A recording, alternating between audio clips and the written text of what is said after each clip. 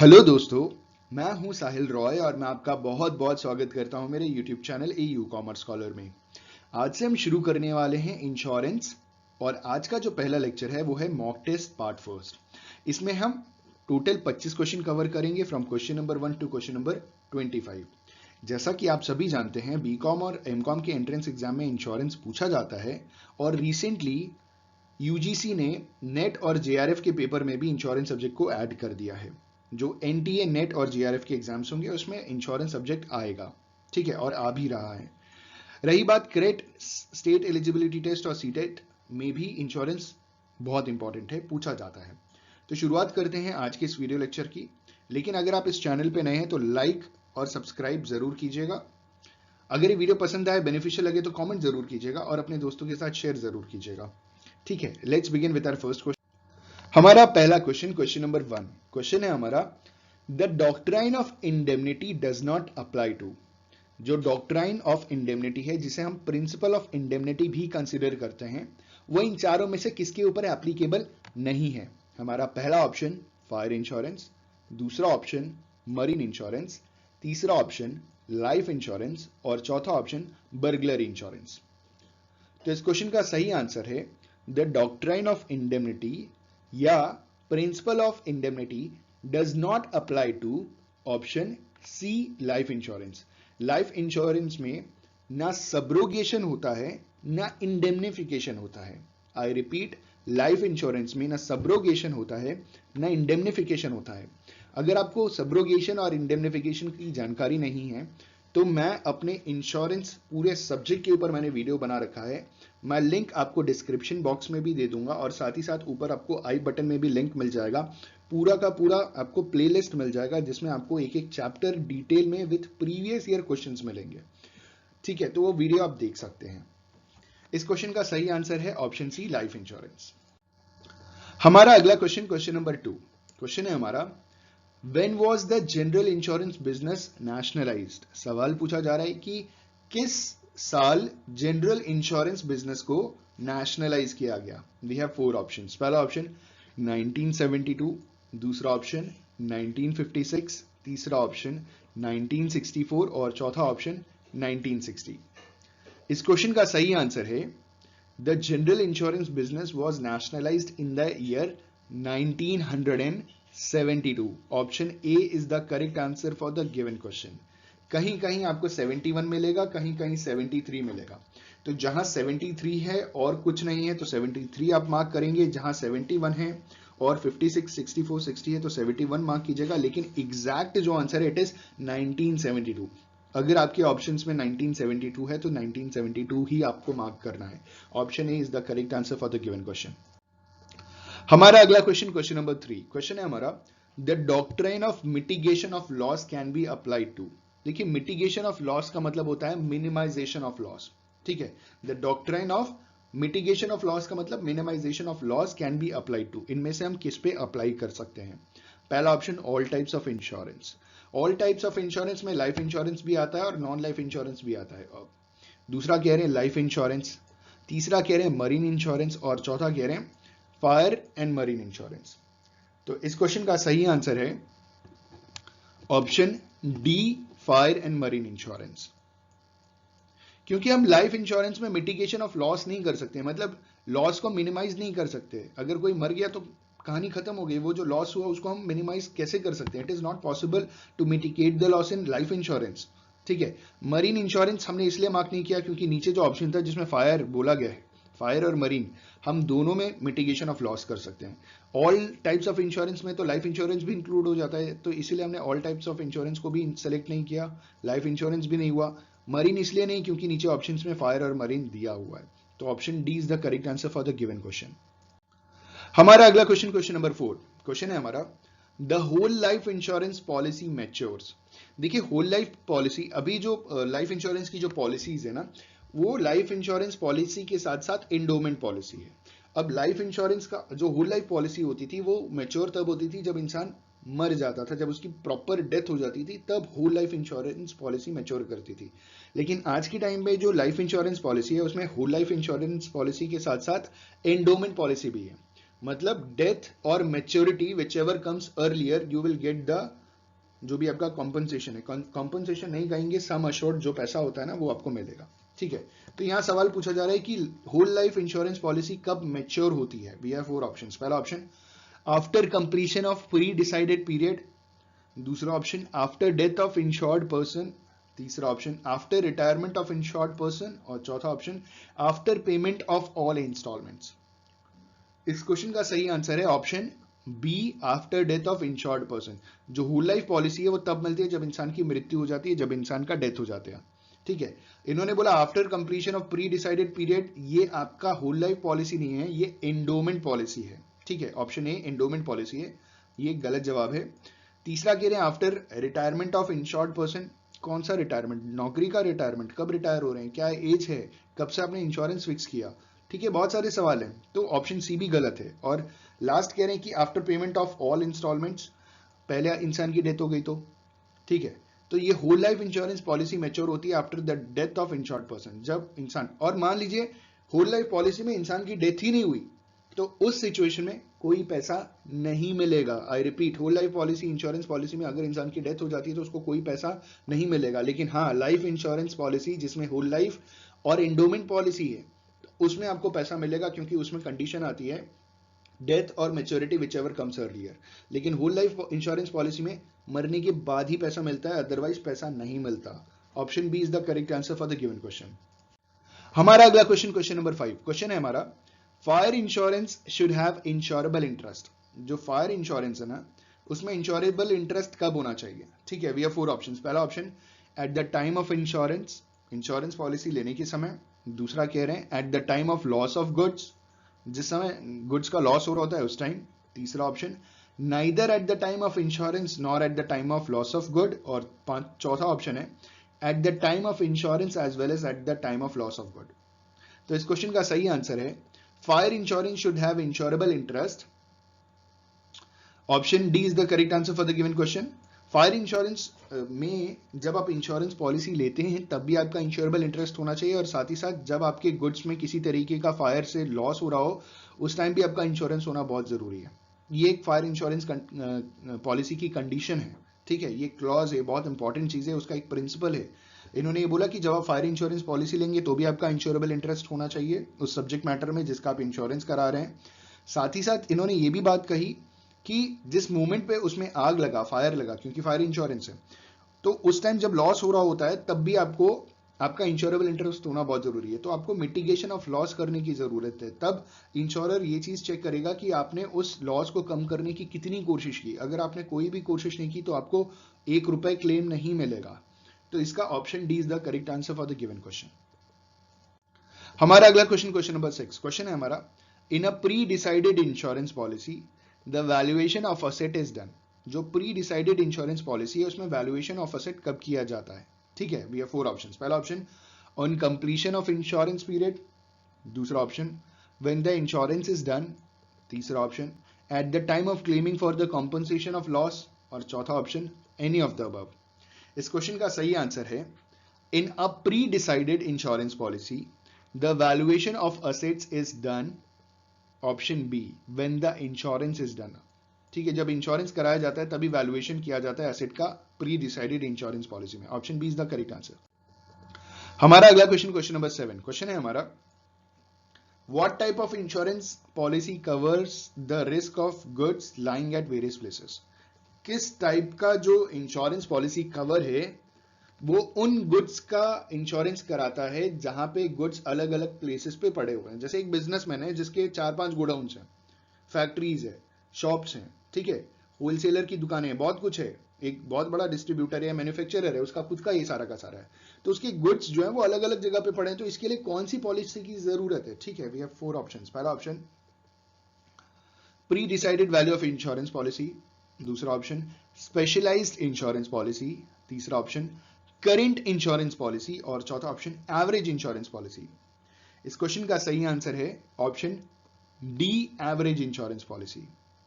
The insurance policy covers the risk of goods lying at various places is called average insurance policy. और ये basically businessman के लिए होता है जिन्हें ये एग्जैक्ट जानकारी नहीं होती है कि उनकी कितनी वैल्यू के गुड्स किस जगह पे रखे हुए हैं। ठीक है, option D is the correct answer. हमारा अगला क्वेश्चन, क्वेश्चन नंबर 8, और क्वेश्चन है हमारा, an insurance company will not be held responsible in the case of marine insurance if. इन्होंने कहा मैरीन इंश्योरेंस जो होता है ना, समुद्र के जहाज से जो सामान एक जगह से दूसरी जगह शिपमेंट लेकर के जाते हैं, सॉरी कार्गो लेकर के जाते हैं, तो ये जो कार्गो लेकर के जा रहे हैं मरीन इंश्योरेंस में, किस टाइम इंश्योरेंस कंपनी रिस्पॉन्सिबल नहीं होगी, मतलब किस कंडीशन में इंश्योरेंस कंपनी जो इंश्योरर है ना वो रिस्पॉन्सिबल नहीं होगा। We have 4 options. पहला option, the ship is drowned in the sea, समुद्र में जहाज डूब गया। दूसरा, the ship is lost in a storm, तूफान में जहाज खो गया, गुम हो गया। तीसरा option, the ship is caught by fire. और चौथा option, all of the above conditions.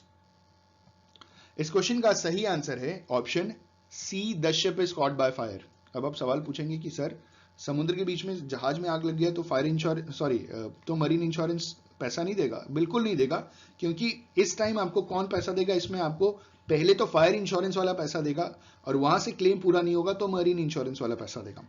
ऐसा नहीं है समुद्र की जहाज में आग नहीं लगता, चलते चलते कार में आग लग जाता है, कभी कभार बाइक्स में आग लग जाता है, तो समुद्र की जहाज में भी घटना घट सकती है, आग लग सकता है। तो जब समुद्र की जहाज में बीच समुद्र में आग लगता है तो सबसे पहले फायर इंश्योरर जो होगा वो आपको क्लेम देगा, और मान लीजिए उससे क्लेम पूरा नहीं बैठता है तब मरीन इंश्योरेंस वाला देगा। तो इस कंडीशन में यहां पे जो सही जवाब है वो है option C, the ship is caught by fire. तो आपको मरीन इंश्योरेंस वाला क्लेम नहीं देगा, लेकिन ध्यान से समझिएगा, पहले आपको फायर इंश्योरेंस वाला क्लेम देगा अगर फायर इंश्योरेंस किया है तो। फायर इंश्योरेंस भी नहीं किया है तो मरीन वाला भी नहीं देगा आपको, ठीक है। पहले फायर वाला देगा, अगर क्लेम पूरा नहीं हुआ तो कौन देगा? मरीन इंश्योरेंस वाला देगा, ठीक है। Option C is the correct answer. I just hope कि इससे आपको बहुत कुछ सीखने को भी मिल रहा है। अगर सीखने को मिल रहा है तो लाइक और कमेंट जरूर कीजिएगा, और हो सके दोस्तों के साथ शेयर भी कीजिएगा। आपका शेयर हमारे लिए मोटिवेशन है, लाइक और कमेंट भी। अगला क्वेश्चन, क्वेश्चन नंबर 9, क्वेश्चन है हमारा, as per the insurance contract, insurance contract के तहत a person who proposes for insurance and is secured against all the risk on payment of premium is called। इन्होंने बोला as per insurance contract, insurance contract के तहत a person who proposes for insurance, एक इंसान जो insurance लेना चाहता है और इंश्योरेंस और सारे रिस्क के अगेंस्ट खुद को सिक्योर करना चाहता है इंश्योरेंस प्रीमियम देकर के, उस व्यक्ति को क्या कहते हैं? ठीक है, वी हैव 4 ऑप्शंस। पहला ऑप्शन इंश्योरर, दूसरा ऑप्शन इंश्योर्ड, तीसरा ऑप्शन एजेंट, और चौथा ऑप्शन नॉमिनी। इस क्वेश्चन का सही आंसर है ऑप्शन बी, इंश्योर्ड। देखिए, इंश्योर्ड इज अ पर्सन, ठीक है, who purposes for insurance and is secured against all the risk on payment of premium. Insurer एक हिसाब से इंश्योरेंस कंपनी होती है, इंश्योर्ड एक पॉलिसी होल्डर होता है जो खुद की लाइफ को मतलब खुद की लाइफ का वो अश्योरेंस इंश्योरेंस कराता है। एजेंट वो होता है जो एक हिसाब से आप ये मान सकते हो कि कंपनी मतलब इंश्योरर और इंश्योर्ड के बीच में एक मिडिल मैन होता है जो कंपनी के इंश्योरेंस पॉलिसीज इंश्योर्ड को या पॉलिसी होल्डर को बेचता है। नॉमिनी मर जाने के बाद जिसको कॉम्पनसेशन मिलता है उसे नॉमिनी कंसिडर करते हैं। तो ऊपर पूछे गए सही सवाल का जो सही जवाब है वो है ऑप्शन बी, इंश्योर्ड। हमारा अगला क्वेश्चन, क्वेश्चन नंबर 10, और क्वेश्चन है हमारा, Which advantage is not derived from insurance out of the following? कौन सा एडवांटेज आप इंश्योरेंस से डिराइव नहीं कर सकते? ठीक है, एडवांटेज आपको नहीं मिलता। We have 4 options. पहला ऑप्शन, सेफ्टी अगेंस्ट रिस्क, दूसरा ऑप्शन, स्टेबिलिटी ऑफ प्राइसेस, तीसरा option, bonus on amount which is given as instalment, और चौथा कह रहे नन ऑफ द अबव। ठीक है, तो इस क्वेश्चन का सही आंसर है option B, stability of prices. आप इंश्योरेंस करा करके चीजों के प्राइस को स्टेबल नहीं कर सकते, लेकिन हाँ इंश्योरेंस करा करके सेफ्टी ऑफ रिस्क आप ले सकते हो। Bonus on the amount which is given as instalment, तो ये लोग लीगल कंसिडरेशन की बात कर रहे हैं, मतलब इंश्योरेंस प्रीमियम की बात कर रहे हैं। इंश्योरेंस प्रीमियम जब भी आप इंश्योरर को जमा करेंगे तो उस पर आपको बोनस मिलता है। ठीक है, तो इस क्वेश्चन का सही आंसर है कि क्या एडवांटेज आप इंश्योरेंस करा करके नहीं ले सकते, वो है आपका stability of prices. Option B is the correct answer for the given question. हमारा अगला क्वेश्चन, क्वेश्चन नंबर 11, और क्वेश्चन है हमारा, when was the life insurance corporation of India established? Life insurance corporation of India कब establish हुआ था? We have 4 options. पहला option 1958, दूसरा ऑप्शन 1948, तीसरा ऑप्शन 1956 और चौथा ऑप्शन 1950। तो इस क्वेश्चन का सही आंसर है 1 सितंबर 1956। Option C is the correct answer for the given question. देखिए कंपनीज एक्ट कब आया था? 1956। लाइफ इंश्योरेंस कॉर्पोरेशन ऑफ इंडिया कब आया था? 1956। तो ऐसे बहुत इजी है, याद हो गया आपको। कंपनीज एक्ट 1956 और उसी साल आया था आपका life insurance corporation of India. ठीक है, स्टैब्लिश हो चुका था 1956। डेट क्या थी? 1 सितंबर 1956। Option C is the correct answer for the given question. अगला क्वेश्चन, क्वेश्चन नंबर 12। क्वेश्चन है हमारा, which is not related to the marine insurance. इनमें से क्या मरीन इंश्योरेंस से रिलेटेड नहीं है? We have 4 options. पहला ऑप्शन फ्रीट इंश्योरेंस, दूसरा है शिप इंश्योरेंस, तीसरा है फिडेलिटी इंश्योरेंस और चौथा है गुड्स इंश्योरेंस। तो इस क्वेश्चन का सही आंसर है option C, fidelity insurance. Fidelity insurance is not related to marine insurance. देखिए फ्रीट इंश्योरेंस होता है, अब अगर आपने मरीन इंश्योरेंस पढ़ा है तो आप जानते हैं कि मरीन इंश्योरेंस 3 पार्ट में डिवाइडेड है। एक होता है कार्गो इंश्योरेंस, जो गुड इंश्योरेंस नीचे चौथा ऑप्शन दिया है। एक होता है शिप इंश्योरेंस, ठीक है, जिसे हल इंश्योरेंस भी कंसिडर करते हैं। और एक होता है फ्रेट इंश्योरेंस, जो ऑप्शन है।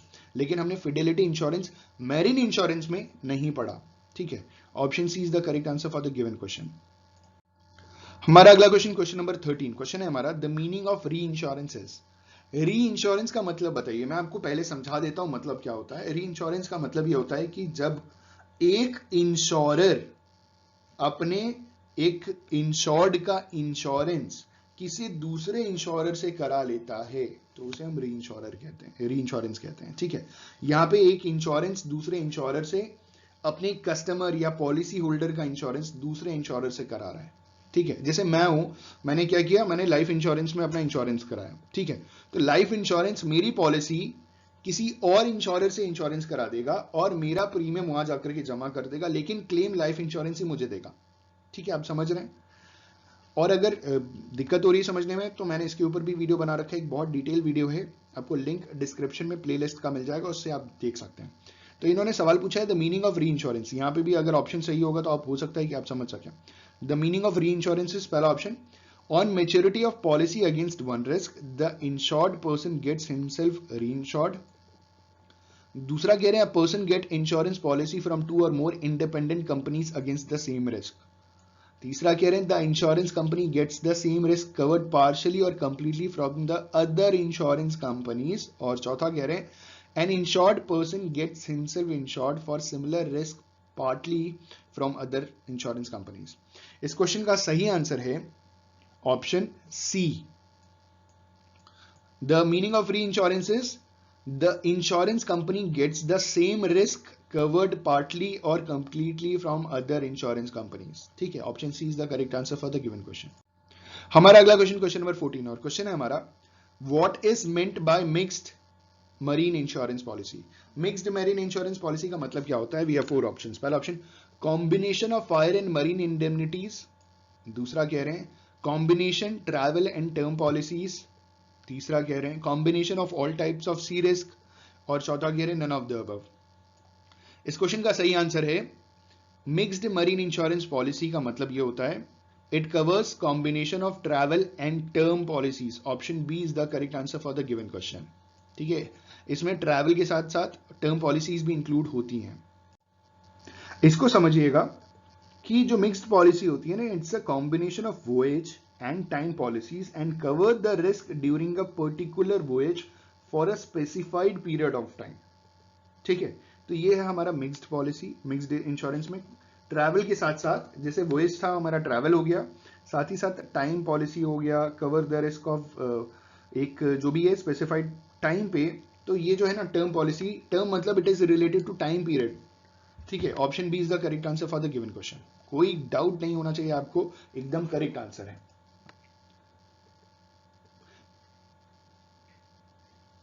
हमारा अगला क्वेश्चन, क्वेश्चन नंबर 15 और क्वेश्चन है हमारा, what is meant by surrender value in life insurance policy. Life insurance policy में सरेंडर वैल्यू का मतलब बताइए। We have 4 options. पहला option, amount which is payable after maturity. दूसरा option amount which is payable after death of the policy holder, तीसरा option bonus which is earned on policy, और चौथा option amount which is payable before maturity due to discontinuation of the policy. इस question का सही answer है option D, amount which is payable before maturity period due to continuation of the policy is called surrender value of insurance policy. ठीक है, option D is the correct answer for the given question. हमारा अगला question, question number 16, question है हमारा under what doctrine a person getting the policy has to declare his correct date of birth.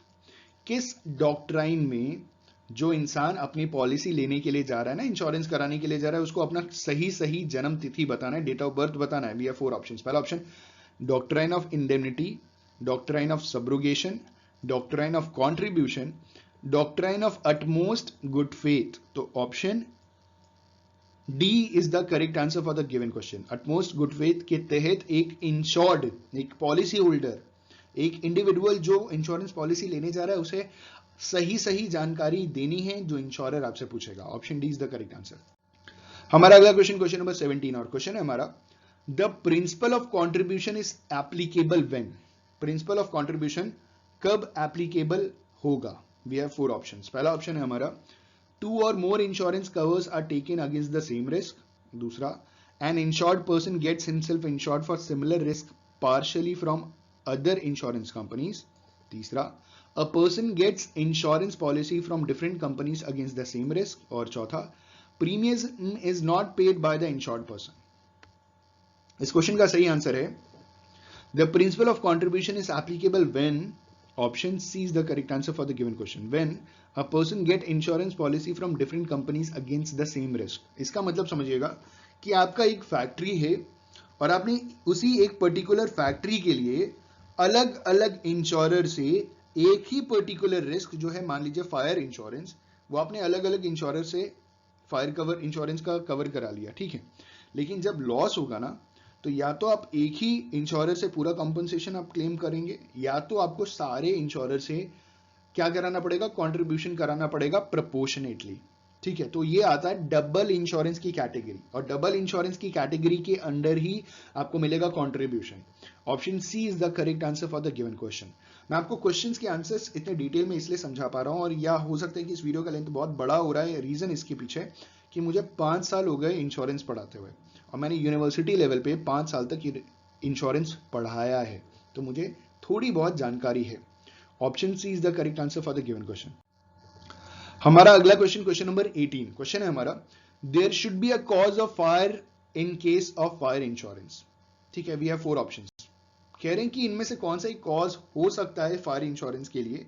पहला option, अच्छा जहां पे आपको claim मिलेगा, ध्यान से सुनिएगा, जहां पे आपको एग्जैक्टली क्लेम मिलेगा, वी हैव 4 ऑप्शंस। पहला ऑप्शन एक्सीडेंटल कॉज, दूसरा ऑप्शन इंसिडेंटल कॉज, तीसरा ऑप्शन नेग्लिजेंस, और चौथा प्री प्लांट। देखिए, फायर तो इन चारों में से किसी भी कंडीशन में लग सकता है। एक्सीडेंटल भी हो सकता है, इंसिडेंटल का मतलब ये होता है कि happening as a result of any activity, कुछ काम कर रहे थे, उसका रिजल्ट हुआ, आग लग गई, कुछ भी हो गया, छू हो गया, ठीक। अगला नेग्लिजेंस, ध्यान नहीं देना। प्री प्लांट, जानबूझ करके आपने प्लानिंग करके आग लगा दी। तो आग तो कैसे भी लग सकता है, लेकिन आपको लिटरली क्लेम तब मिलेगा जब जो आग लगा हो वो ऑप्शन बी इंसिडेंटल हो। इंसिडेंटल का मतलब ये होता है कि आप कोई काम कर रहे थे और उस काम करने की वजह से, मतलब कोई एक्टिविटी कर रहे थे और उस एक्टिविटी का नतीजा ये हुआ कि वो आग लग गया, ठीक है। Happening as a result of an activity. Option B is the correct answer for the given question. Negligence में नहीं मिल सकता, प्री प्लान में तो बिल्कुल नहीं, जेल जाएगा इंसान जिसने जानबूझ करके प्री प्लान करके आग लगाया। एक्सीडेंटल में भी कुछ कुछ कंडीशंस में मिलता है, लेकिन बेसिकली जो क्लेम मिलता है वो है incidental. Option B is the correct answer. हमारा अगला क्वेश्चन, क्वेश्चन नंबर 19, और क्वेश्चन है हमारा विच स्टेटमेंट इज इनकरेक्ट। इनमें से कौन सा स्टेटमेंट सही नहीं है। पहला ऑप्शन कह रहे हैं life insurance is covered in general insurance, दूसरा option fire insurance, marine contract and accidental insurance are covered in general insurance, तीसरा कह रहे हैं life insurance corporation deals with only life insurance, और चौथा कह रहे हैं insurance companies covers the risk of throat of a singer as well as the legs of a dancer. ठीक है, इस क्वेश्चन का सही आंसर है option A, life insurance is covered in general insurance. This is incorrect statement, क्योंकि देखिए insurance को दो पार्ट में डिवाइड किया है, एक है लाइफ इंश्योरेंस और एक है नॉन लाइफ इंश्योरेंस। तो नॉन लाइफ इंश्योरेंस को जनरल इंश्योरेंस कहते हैं, इसीलिए पहला ऑप्शन गलत जवाब है, क्योंकि लाइफ, इन्होंने कहा कि लाइफ इंश्योरेंस कवर्स इन जनरल इंश्योरेंस, मतलब लाइफ इंश्योरेंस जनरल इंश्योरेंस का हिस्सा है एक हिसाब से। तो इस क्वेश्चन का सही आंसर है ऑप्शन ए, जो स्टेटमेंट बिल्कुल गलत है, बाकी नीचे दिए गए तीनों स्टेटमेंट बिल्कुल सही हैं। ठीक है, हमारा अगला क्वेश्चन, क्वेश्चन नंबर 20, और क्वेश्चन है हमारा फायर इंश्योरेंस कंपनी प्रिपेयर्स। सवाल पूछा जा रहा है कि फायर इंश्योरेंस कंपनी कौन सा अकाउंट प्रिपेयर करती है। We have 4 options. पहला ऑप्शन इनकम एक्सपेंडिचर अकाउंट, दूसरा ऑप्शन ट्रेडिंग अकाउंट, तीसरा ऑप्शन रेवेन्यू अकाउंट और चौथा option none of the above. इस क्वेश्चन का सही आंसर है fire insurance company prepares option C, revenue account. ध्यान से समझिएगा, option C revenue account fire insurance company prepare करती है। या अगर आपसे कोई सवाल पूछे ना कि जनरल इंश्योरेंस कंपनीज कौन कौन सा अकाउंट प्रिपेयर करती हैं, तो उसमें पहला आता है रेवेन्यू अकाउंट, दूसरा आता है प्रॉफिट एंड लॉस अकाउंट, तीसरा आता है कई बार profit and loss appropriation account भी हो सकता है। ठीक है, तो ये अकाउंट भी बन सकता है। चौथा है आप इनका बैलेंस शीट। ठीक, तो इस क्वेश्चन का सही आंसर है रेवेन्यू अकाउंट, क्योंकि a separate revenue account is prepared for each type of business, example fire or marine etc. It records the income and expenditure of a particular business and profit and loss is transferred to profit and loss account. तो fire insurance में कौन सा account बनाया जाता है? Revenue account. Option C एकदम correct answer है, कोई डाउट नहीं है इसमें। ठीक है, हमारा अगला क्वेश्चन, क्वेश्चन नंबर 21, और क्वेश्चन है हमारा the doctrine of indemnity can be applied to. जो डॉक्ट्राइन ऑफ इंडेमनिटी है ना, that is principle of indemnification, वो इनमें से किसके ऊपर एप्लीकेबल है? 4 ऑप्शन। पहला ऑप्शन ओनली लाइफ इंश्योरेंस, दूसरा option all type of insurance excluding life insurance, तीसरा ओनली फायर इंश्योरेंस और चौथा only fire and marine insurance. तो इस क्वेश्चन का सही आंसर है the doctrine of indemnity can be applied to all type of insurance excluding life insurance. Indemnification हम life insurance में कभी कर नहीं सकते, लेकिन लाइफ इंश्योरेंस को छोड़ करके ज्यादातर इंश्योरेंस में हम इंडेमनिफिकेशन कर सकते हैं, तो इसलिए ऑप्शन बी सही जवाब। अगला क्वेश्चन, क्वेश्चन नंबर 22, और क्वेश्चन है हमारा the doctrine of indemnity does not apply to. जो डॉक्ट्राइन ऑफ इंडेमनिटी है वो इनमें से किसके ऊपर एप्लीकेबल नहीं है? पहला ऑप्शन लाइफ इंश्योरेंस, दूसरा ऑप्शन फायर इंश्योरेंस, तीसरा ऑप्शन मरीन इंश्योरेंस, चौथा ऑप्शन बर्गलरी इंश्योरेंस। बर्गलरी का मतलब होता है सेंध लगाना। ठीक, सेंध लगा के चले गए। बैंक की तहखाना नहीं बोलते, बैंक का क्या कहते हैं? ट्रेजरी। हाँ, बैंक की ट्रेजरी में सेंध लगा के चले गए। ट्रेजरी को हिंदी में क्या कहते हैं? जो भी कहते हैं आप समझ जाइएगा। The doctrine of indemnity does not apply to option A life insurance. अभी यही बात कर रहे थे ना, इंडेमनिफिकेशन लाइफ इंश्योरेंस में नहीं होता और सब्रोगेशन भी लाइफ इंश्योरेंस में नहीं होता। ठीक, सब्रोगेशन का मतलब होता है ट्रांसफर ऑफ ओनरशिप। इंडेमनिफिकेशन का मतलब ये होता है कि लॉस होने से पहले आप जिस सिचुएशन में थे आपको उसी सिचुएशन में वापस ले आए। इट्स कॉल्ड इंडेमनिटी, राइट, या इंडेमनिफिकेशन। हमारा अगला क्वेश्चन, क्वेश्चन नंबर 23, और क्वेश्चन है हमारा the meaning of surrender value is. आपको बताना है सरेंडर वैल्यू का मतलब क्या होता है। We have 4 options. पहला option the amount which is insured, दूसरा option the amount is paid by insurance corporation after stoppage of payment of premium to the insured person. ठीक है, इसे सम अश्योर्ड कहते हैं। जो दूसरा ऑप्शन कह रहे हैं ना, ये सम अश्योर्ड होता है। Sum assured is the amount which is paid by the insurance corporation after stoppage of payment of premium to the insured person, this is called sum assured. पहला कह रहे हैं the amount which is insured, दूसरा ये, तीसरा कह रहे हैं the amount which is payable after completion of term policy, और चौथा कह रहे हैं amount which is receivable before completion of term policy. तो इस क्वेश्चन का सही आंसर है option D, the meaning of surrender value is amount which is receivable before completion of term policy. Term policy के कंप्लीशन से पहले जो हमें अमाउंट रिसीव होता है उसे सरेंडर वैल्यू कहते हैं। ठीक है, option D is the correct answer. हमारा अगला क्वेश्चन, क्वेश्चन नंबर 24, क्वेश्चन है हमारा why valuation balance sheet is prepared by the insurance companies. Valuation balance sheet एक इंश्योरेंस कंपनी क्यों प्रिपेयर करती है? We have 4 options. पहला option to know the financial position of the company, दूसरा to find out the increase और decrease trend of the insurance business, तीसरा, to find out the profit और loss of insurance corporation, और चौथा, the preparation of this balance sheet must under the insurance law. इस question का सही answer है option D, क्योंकि इंश्योरेंस लॉ में कहा गया है कि आपको बैलेंस शीट बनाना बहुत ही अनिवार्य है, ठीक है, इसीलिए बैलेंस शीट बनाते हैं। The preparation of this balance sheet must under the insurance law. Option D is the correct answer for the given question. हमारा आखिरी क्वेश्चन, क्वेश्चन नंबर 25। क्वेश्चन है हमारा, अ मशीन वैल्यूएटिंग 40,000। एक आपने मशीन खरीदी, 40,000 उसकी वैल्यू थी, और उसका इंश्योरेंस कराया आपने 30,000। This is the case of under insurance. ये कौन सा केस है? ये अंडर इंश्योरेंस का केस है, जहां पे जितनी की वैल्यू की जो प्रॉपर्टी होती है उससे कम वैल्यू का जब हम इंश्योरेंस कराते हैं तो उसे हम अंडर इंश्योरेंस कहते हैं, या एवरेज इंश्योरेंस भी अंडर इंश्योरेंस को कंसिडर करते हैं, ठीक है। अ machine evaluating 40,000 is insured for 30,000। The machine is destroyed by fire, और 40,000 पूरा का पूरा चला गया, ठीक है, and the loss of 40,000 is estimated. तो कॉम्पनसेशन कितना मिलेगा? ठीक है, वी हैव 4 ऑप्शन। पहला ऑप्शन 24,000, दूसरा ऑप्शन 30,000, तीसरा ऑप्शन 18,000 और चौथा ऑप्शन 24,000। तो इस क्वेश्चन का सही आंसर है ऑप्शन बी, 30,000। आपकी प्रॉपर्टी कितनी की थी? 40,000। इंश्योरेंस कितना करा? 30,000। कितने की प्रॉपर्टी गई? पूरी की पूरी प्रॉपर्टी चली गई, तो जितना पूरा इंश्योरेंस करा है पूरा वैल्यू मिलेगा। Option B is the correct answer for the given question, that is 30,000। I just hope and believe कि आपको वीडियो में बहुत कुछ सीखने को मिला होगा। वीडियो अगर बेनिफिशियल लगे तो लाइक, शेयर, कमेंट करना ना भूलें। Thank you so much, have a good day, all the best for your examinations.